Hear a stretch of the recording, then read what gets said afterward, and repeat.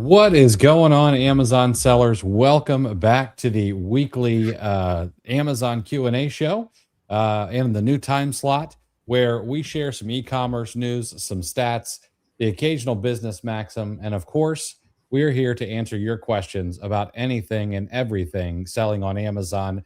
And of course, as I said a little bit earlier, at least in the post on social media, if you need some poorly thought out life advice, we're happy to dispense with that as well. So if you got a question about retail arbitrage, online arbitrage, wholesale, or perhaps you just have a curious Keepa chart, we'll drop it in the chat and we will help any way we can. Now, for those of you who might be new here, my name is Chris Grant, and to my right is my teleological co-host, Chris Rasick. Chris, how's Wednesday treating you? How's the new time slot treating you? I was going to bring that up actually. So this is second week now of the new time slot. We did last Wednesday and we did Sunday at 7:00. So this is the third installment at 7:00. I like it. I'm curious what the viewers think.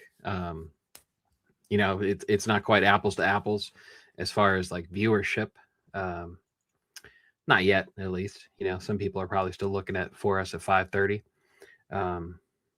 Some people are probably avoiding us, I can't blame them. Now I need to find something else to do at 7:00 so I don't have to listen to these two yahoos. But I like it. So far so good, I think. Deal Hunter doesn't like it, not me. He's driving. All right.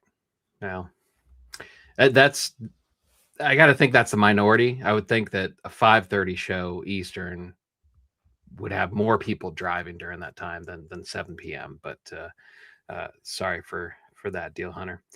But hey, I chose you and the audience over Disney on Ice tonight. So that is it wasn't a tough decision. I'm not even gonna I'm not gonna pretend. You're not a what are those called? AFD? What is it? Adult Disney? What is that weird? Sorry. I need to be a little bit more. I need to be a little more careful with my words there, because I don't know who's in the audience, but you're not an adult fan of Disney. Not in those terms. I have no issues with Disney. I think I love the content, and I have tons of memories of my kids and with certain movies, and a 22-year-old son, he was 18 months old when he was trying to sing songs from the movie Hercules. So warm spot in my heart for Disney overall, but I am not that kind of Disney fan, and I don't like the Disney adults, for lack of a better term. Would they go to like Disney on Ice, or are they primarily just making pilgrimages to the Magic Kingdom? I don't know. I'm not. Listen, I'm a fan of Disney himself. Warts and all. And I have some fond memories, although I also have some a couple of the movies I grew up with a little traumatic. Bambi, that ending is not my favorite. To this day I remember the first time I saw it and I'm like, what? But I couldn't tell you. My guess is if it has the word Disney on it, they're going to do it. Disney Cruises, Disney World, Disneyland. I would imagine they're in for it. Yeah, I'll have to. I'll ask my wife. There's a couple enthusiastic Disney adults that she works with, so I'll have to have her ask about that. Now I'm really curious. There are a lot of them here. A lot. I bet. I remember last time I was in Orlando Airport, just so many adults with cartoon T-shirts and clothing items. It's a bit overwhelming. Now, I will go to the parks every now and again. I don't mind. I actually find it interesting because uh, being in a physical sales funnel fascinates me, which is exactly what that is. Yep. And some of the other things are really cool. Like they literally designed the landscaping to keep mosquitoes out. That way, they don't have to like spray a ton. Mhm. And there's a lot of other cool stuff. And Luke, yeah, you're right. There, it is expensive. Fortunately, and I don't have one, but I could get one if I wanted to. There are some inexpensive options for Florida residents. Like I could get a weekday pass for something like $24 a month or something. Um, Hmm. you can only go like Monday through Friday, and there's like blackout dates during spring break and stuff like that. So I've thought about it. Don't need it because I'm not going to go. However, because of the age my kids are, they prefer Universal anyway. Yeah. Yeah. I will take my girls there because that's an experience worth talking about. Seeing Yes. your children experience the park. That's Uh, that. took Wyatt when he was 5 years old. Maybe a touch on the young side, but he was pretty adventurous. Um, he made it the entire day. Get there. We're not like rope droppers, which is a real term. That I'm not. I'm not. That's not derogatory. But there are people who get there at the rope drop and they're there all day. But we get there at 10 with a 5 year old. Stayed until close, bought after dark tickets, and he was up until like 2 in the morning with the after dark, and we rode the Slinky Dog ride, I mean, back to back to back. And they give you when you do the after dark, you get free food and drinks from like 9 o'clock until 2 a.m. Oh wow. So, him and I were just, getting drinks, uh, eating the Mickey Mouse ice cream bars until we're sick to our stomach and riding Slinky Dog. Like, that's something I'm never going to forget. Yeah. Yeah. Absolutely. Does that include the? It's nice to know that there are some bargains available down there. Mhm. But did that include the? They do a parade every night, right? Like the light up. Absolutely.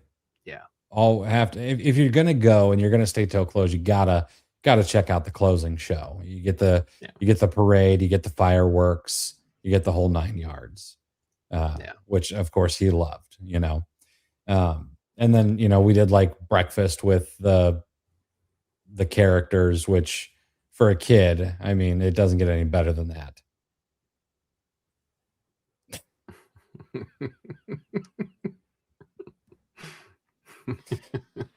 Ah, I Good to see you, Tony. I love when you show up, man. It's the best.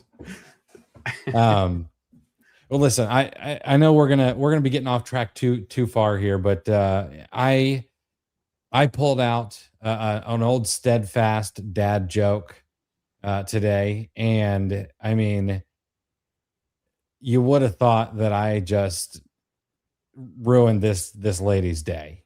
I mean, so first of all, I was a few minutes late. I had to get some blood work done this morning. They're trying to figure out what's wrong with me, and I said, "Listen, I've been tested 9 ways to Sunday. You're never going to figure it out." But I sit down in the phlebotomist chair, and she's like, "Okay." She's like, "Are you all ready for your blood test?" I was like, "I haven't eaten anything, haven't had any caffeine." I said, "But I didn't study." And she was like, I mean, there was an audible, and I'm like, "It sounds like you've probably heard that one a little too often." And no reply to that. Just a needle jab in the arm. You know, uh, I don't. There was a little bit of blood coming out the sides of the needle, so I think she may have been jamming it around a little extra She pulled because it of what pulled I it back a did. little So, further. yeah. So Not that she's ever going to catch this, but I'm sorry for what I did. Don't apologize. Like that's just, like there's as much like, certain people are going to laugh. Certain people are going to just drop their head like my wife does. I got my 12-year-old daughter. I said what, because I wasn't sure if my 7-year-old would know. But I asked my 7-year-old daughter or my 12-year-old daughter, so what kind of shoes do chickens wear? What kind? Reebok? Solid. Yeah. She gave me a smile, like the facial expression for a pat on the head, and my wife's head just kind of went just straight down. So it's perfect.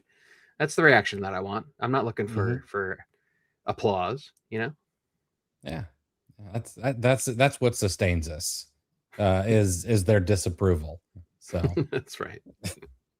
well, listen, let's talk a little news, guys. And if you guys have questions, let us know. We're here to answer them and help you out any way we can.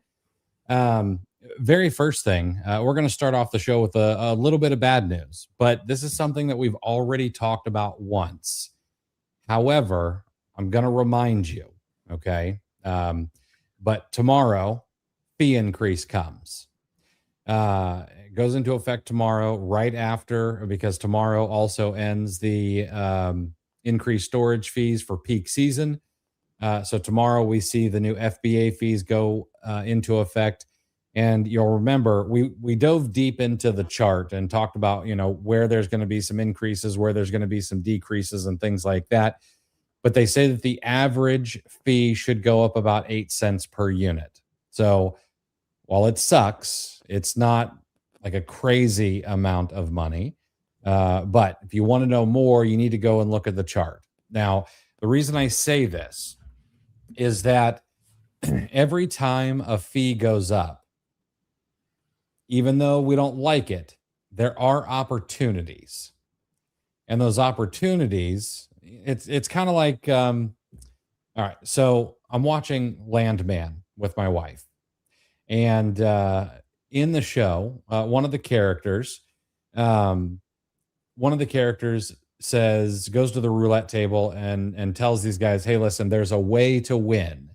Now, I don't know the science behind this. My dad taught me this when I was like 12, after he read some roulette book. But you bet on one color, and if you lose, you double down, and you double down again. And then eventually you're supposed to come out ahead. And so that's what she did. Well, you can sort of do that with these fees. If you look at the table really close, you can see where you can double down to see where you can double down where some of the fees may be going down or where the increase is not as great. And what that does for you is that gives you an advantage, at least a first mover advantage, to knowing where you may want to steer your sourcing when other people are just going to say, okay, well, it's just the way it is. I'll figure it into my sourcing and that's it.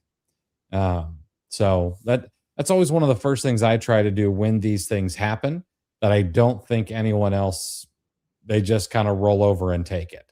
But there's always a way to try and game the system a little bit. Yeah, it's like, don't get me wrong, it's a net negative, However, it does coincide with the end of peak season fees, right? So in that sense, as far as the actual increase taken away from your profit margin, that even negates it further. I thought every time a fee increased, Bezos got a new yacht, but I don't know. That's not a full yacht, just a support yacht, Chris. okay. Not the like 400 footer. It's just one of those little like 250s. Okay. For not the ones they have to like rearrange historical bridges and things for. That's good. No. Oh, Kevin, I didn't know that. I haven't finished the season yet. Oh man, that sucks. That's all right. I'll try to catch it soon. All right. Hey, we got Restaurant Row in the house. Good to see you, man. What's up, Jim? Kevin, I'm glad you brought this up. So this actually got left on the cutting room floor. And the reason is that the information that has come out about Amazon not renewing their USPS contract seems to be a little early. It also came from MSN.com. And there was not a lot of information there. It was a very clickable headline. Oh, it's going to affect 100,000 employees, and then not a whole lot of meat. Not like this is when it's canceled. This is when they canceled it, et cetera, and so on. And so, if you'll allow me to put on my tinfoil hat for just a moment, and reference one of my favorite books. Trust me, I'm lying.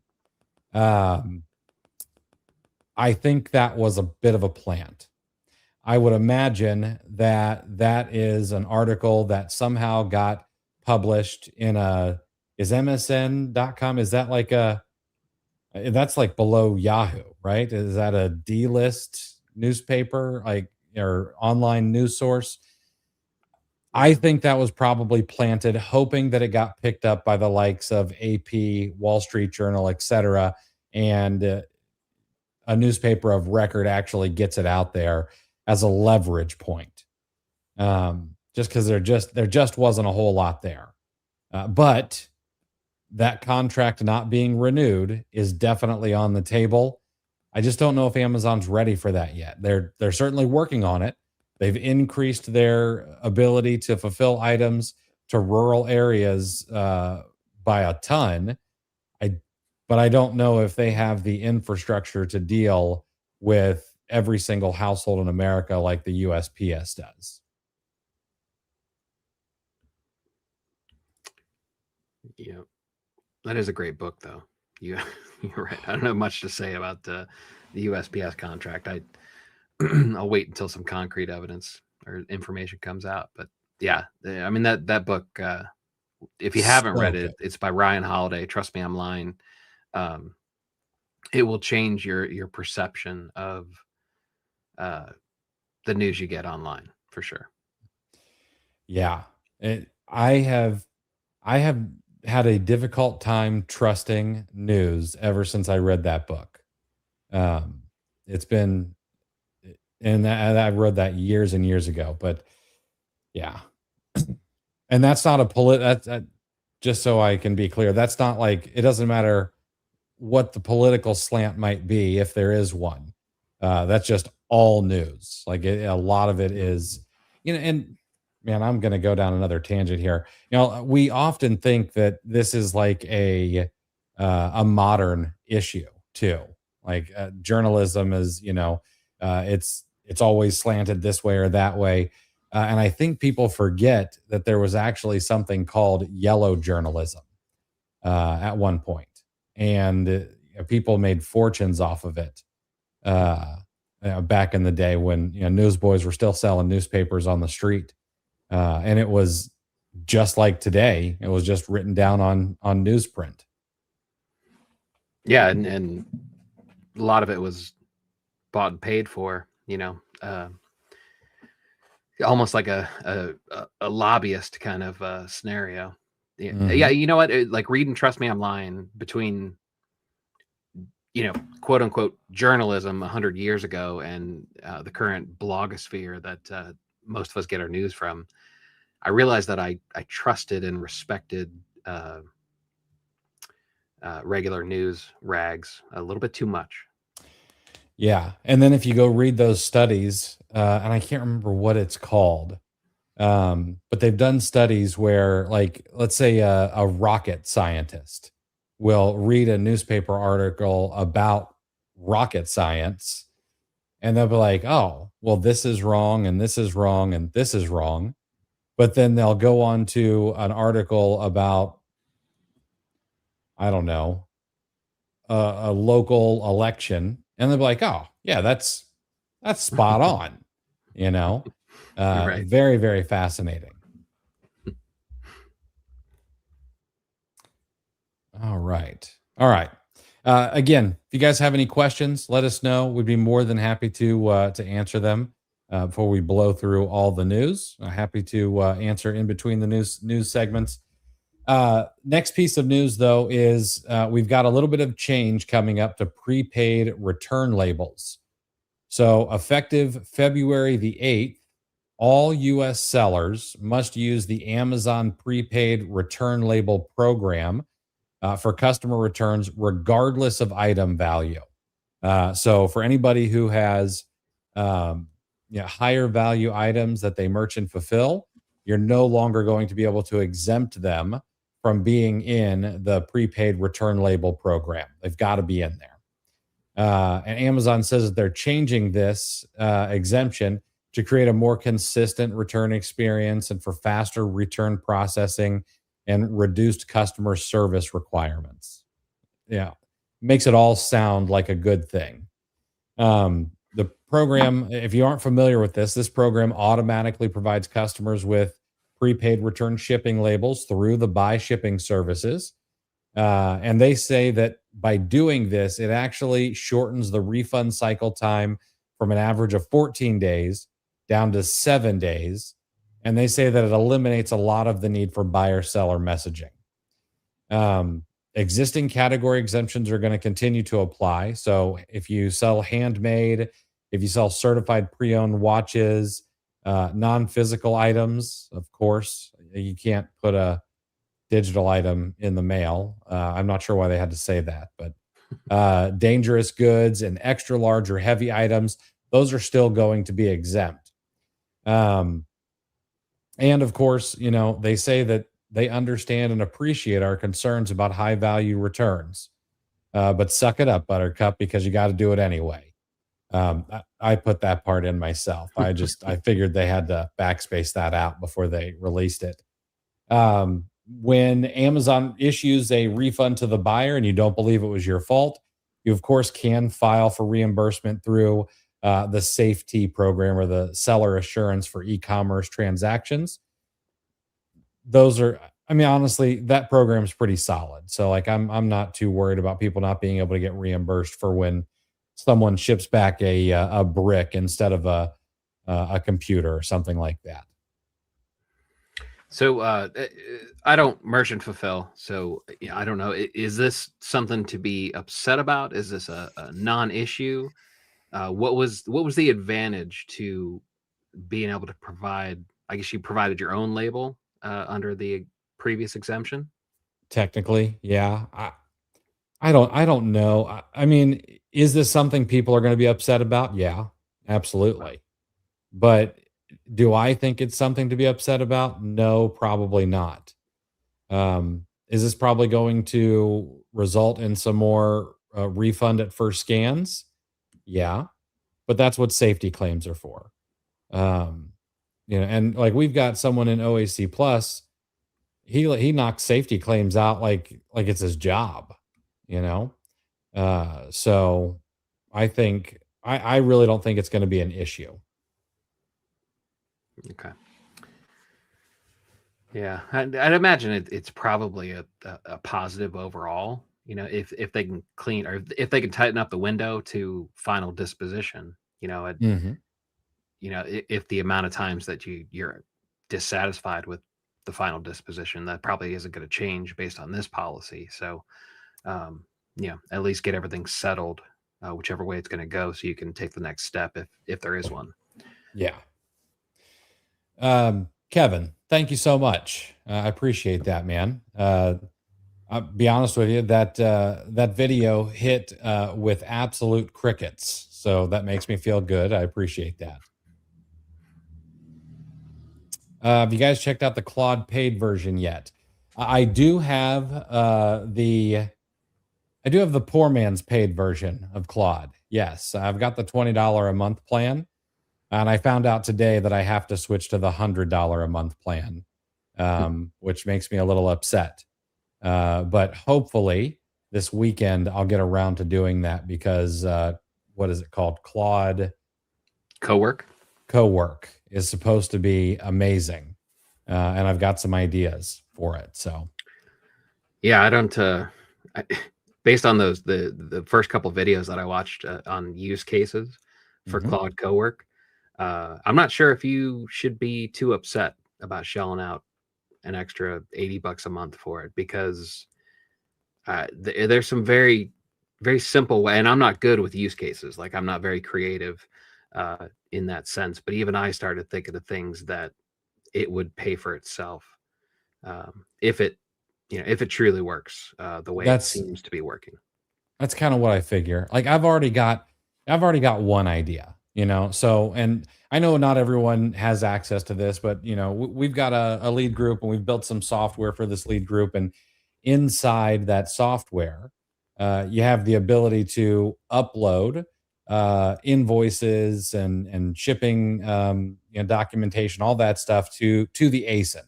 That way, when you do need to file a reimbursement or something like that, you can just go and you can pull up the ASIN, no searching through a bunch of Google Docs or emails or any of that stuff. And my thought was I could have it go through all of the products that we've ordered, match it to the email, and then pull down all of the information and then hopefully upload it directly to the right ASIN. Mhm. That's the hope. So yeah, we'll see. Have it check profitability while you're at it. Exactly. Yes, sir.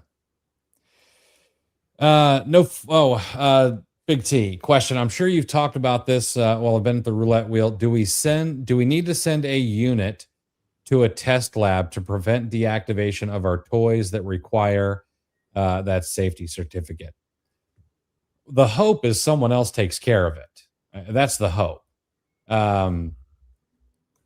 But if there is something that you're selling that you don't think is going to get tested, yes, you can reach out to one of these third party companies, but it is going to set you back. If I'm not mistaken, a minimum of a few $100.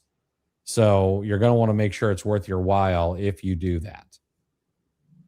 And remember, it's got to be one of the approved companies. Lounger, I thought safety claims was for merchant fulfilled. Safety claims are for merchant fulfilled. That's correct.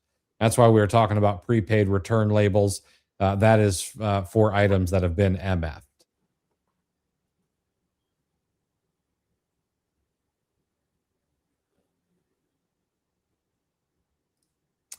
Deal Hunter, new seller amp video from yesterday is a killer. Been using it for over a year and learned a lot. Oh, that's great, man. That's great. I'm glad you like that. Yeah, the goal for this year is more YouTube videos. We'll see how well I stick to that. All right. If you guys have other questions, let us know. We're here, whether you've got them or not. Last piece of news, and I was trying to think about this, if this is going to really cause any issues or not, but there are some changes coming to review sharing across product variations. So beginning on February the 12th, Amazon's changing how reviews are shared across products in a variation to try and improve the accuracy and help customers make more informed purchasing decisions. Currently, reviews are shared across all variations of a product, even when variations have significant differences in features and specifications. And of course, they say that can cause confusion. But with this new change, reviews are only going to be shared between variations with minor differences that don't affect functionality. Reviews will no longer appear on variations with significant differences, which may affect your product's overall star rating and review counts. Reviews will continue to be shared for color or pattern variations of the same product. So shoes and clothing are going to be mostly exempt unless they screw up something. Size variations that maintain the same function, like king-sized and queen-sized beddings. Pack size or quantity variations. Secondary scent variations for non-scent focused products, like lemon scented versus unscented, and different model fitments for the same product type, like phone cases for different models. So those are all going to stay the same.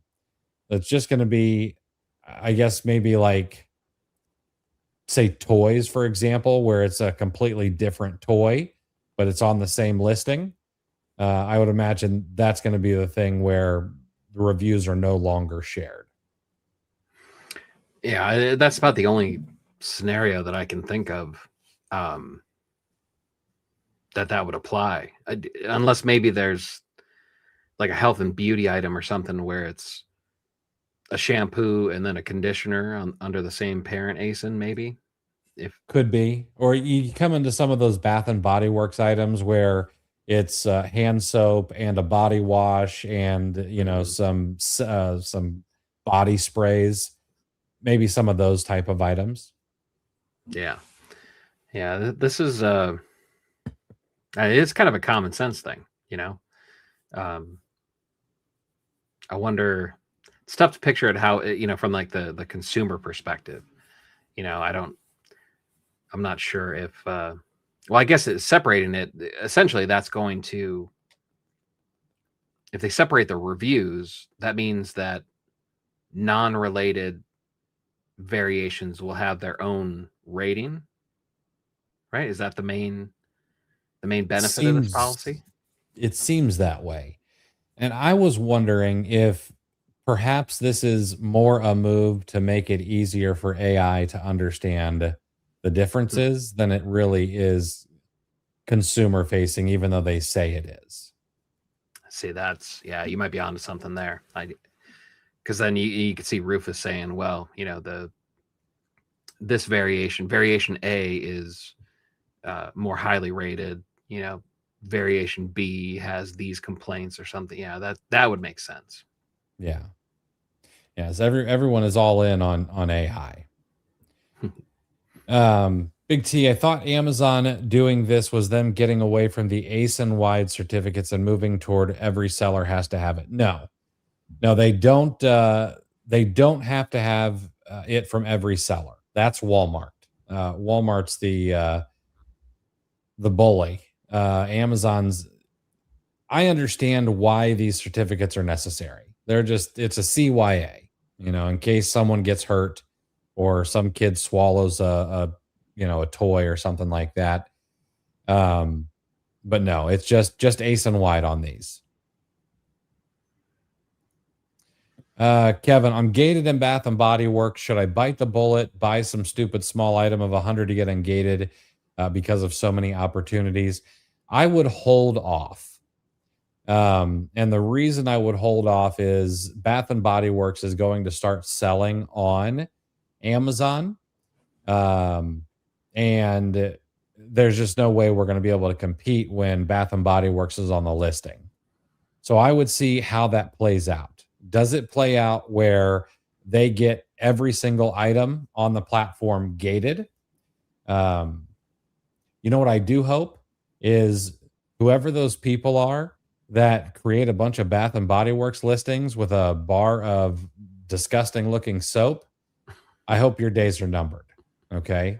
Because you're a thorn in my side. But do they gate the entire brand and kick everyone out? Or are there going to be opportunities around the edges? Are there going to be opportunities, off season? Are there going to be opportunities when they retire something? Are they going to be able to keep up with the demand that Amazon will very likely offer? I have my doubts that they'll be able to keep up with the demand. Number one. I also I know that they won't. I know that there should be some opportunity for sellers for off-season products, but I would see what we do there or what happens there. Yeah, it would depend on the permissions, I'd imagine. Because what did the CEO say when he announced it? He knows that, what was it, $40 to $60 million a year worth I think so. Yeah. So he and if you're not familiar, if you didn't see that episode, it's been a while since we talked about it. But yeah, the CEO, when he was announcing that they partnered with Amazon, he was well aware of just how much of their product was being sold on Amazon already. So, and it's it was almost refreshing to hear some honesty. He just flat out said they want their piece of it via directly. Yeah, which I mean, that makes sense, yes. But on the other hand, it doesn't make sense because they were getting that piece. And the piece they were getting is we were buying it anyway. Um, because what they're going to run into, unless they make a deal with Amazon, is when they're running candles for sale at 10.95 or whatever, and they can't do that on the Amazon platform because of the fees. Is Amazon gonna shut down their buy box across all those candles? Uh, you know, and so I'm curious how that works out. Yeah. How do we know that Bath and Body Works will sell on Amazon themselves? We keep we keep our ear to the ground, and they've literally said it. They just came out and said it. Amazon asking for GMP certifications for Spring Valley supplements.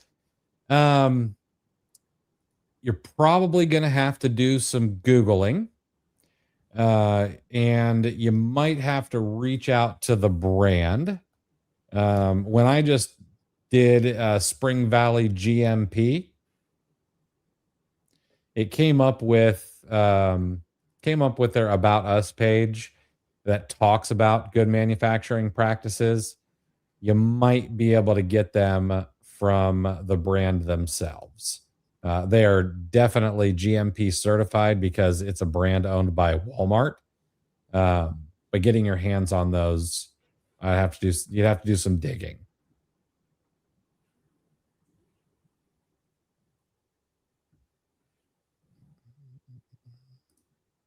All right. Let's see. All right. Any other questions, thoughts, concerns? That's all the news I got this evening. It's been a bit of a slow news week. November retail numbers have just come out. Like normally this time we would already have January numbers, but everyone is still behind because of the government shutdown. There are some very early numbers coming out of the National Retail Federation showing December sales were up right around 4%. So were November's retail sales right around 4%. So gonna end up the year's gonna end up strong. Like was very surprised after all the talk. Except for brick and mortar, I guess, right? Because GameStop announced a bunch of store closures. So did Macy's. I saw that in the news. Saks filed bankruptcy. Saks did, really? Saks filed bankruptcy. Yep. JCPenney's losses ballooned to like 900 million. Which, I walked into I unfortunately had to go into a JCPenney not too long ago because they will not ship to any freaking prep center. No wonder you guys are going broke. And I had to go pick up some items that I just couldn't pass up. And when I walked in there, like I was kind of disgusted. I was like, this place is a dump. I understand why you're not doing well. Yeah, it's got a Kmart feel to it anymore. Mm-hmm. There's a JCPenney right down the street from me, and their operating hours, they're only open like 11 to 7 now. Like only cater toward the people who are going to the early bird special, apparently. I assumed it's so they can just have one shift of employees cover open to close. I assumed it was a labor related policy, but it just very strange. Yeah, that is very strange. Very strange. Yeah, interesting. Well, yeah, that's it, guys. That's all we got. A little bit of a much shorter show this evening. Let's see. JCPenney has a business program, will not sell to any store online seller. They think they're competing with Amazon. Yeah, they are they are incorrect. They are not even in the same universe. I'll tell you what, very unusual to be under an hour, but we'll wrap it up there for tonight. Hopefully you guys will be back with us on Sunday to do this all over again at the new time slot of 7 p.m. And if you guys just enjoy seeing Chris and I's ugly mugs, we'd love to have you over in OAC Plus. If you want to learn a little bit more about that, go check out oachallenge.com/plus. Join us in the private community, get access to a bunch of really cool stuff, and we'd love to see you there. All right, guys, we'll wrap it up there for tonight, and see you guys on Sunday.